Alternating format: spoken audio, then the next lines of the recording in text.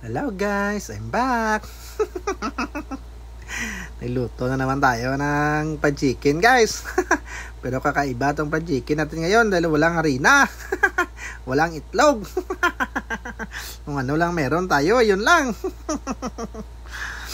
Nag-marinate ako dyan guys ng kalamansi. Tsaka lagyan ng asin, mga 8 pirasong kalamansi yan. 8, siyam. Lagyan lang yan ng asin at saka bitchin guys. At saka halo-haloin. Pag halo-halo natin, may naisip tayo, kulang pala.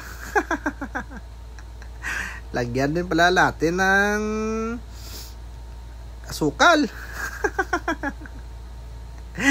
Yan yung importante guys, pang balanse sa ating fried chicken. Halo-haloin lang ulit. Tsaka may lalagay pa tayo dyan. May nakita pa pala akong ginisa mix oh. Medyo pangit na yung tsura niya pero hindi pa naman expire. Okay pa naman yan. Lagay lang at halo-haloin na ulit. May nakita na naman ako na bawang. Yan, nilagay ko na ulit at halo-haloin na naman. Nakailang halo na yung ating fried chicken guys. Sarap na siguro yan. Pero make sure lang na mainit yung kamay mo bago haluin ha. At yun na guys, nagpainit na ako ng mantika dyan guys. Make sure lang na mainit ang mantika bago ilagay guys ha. Pagprito na lang ng manok, tuturo ko pa sa inyo. Manood ka na lang kung paano gawin to. Yan na guys, nilahat ko na, isang lutuan lang.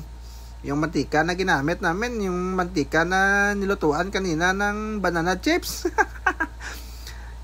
Okay pa naman yung mantika natin guys. Nagkaisang prito pa lang yan. Ang hirap-hirap ng Tagalog.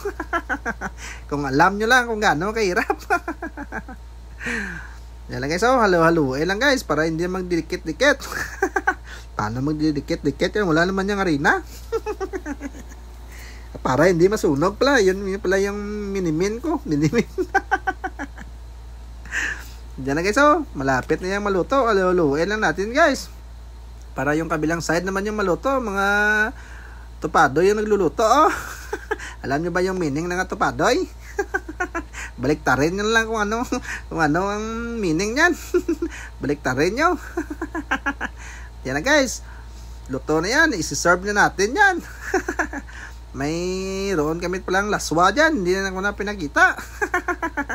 Laswa ang pares dyan. At hanggang dito na lang pala yung video. Luto na yan. Kain na tayo guys. Kain na tayo ng ating hapunan. Maraming salamat sa panonood. Pakishare naman ang video ito. Maraming salamat. Paalam. Bye bye.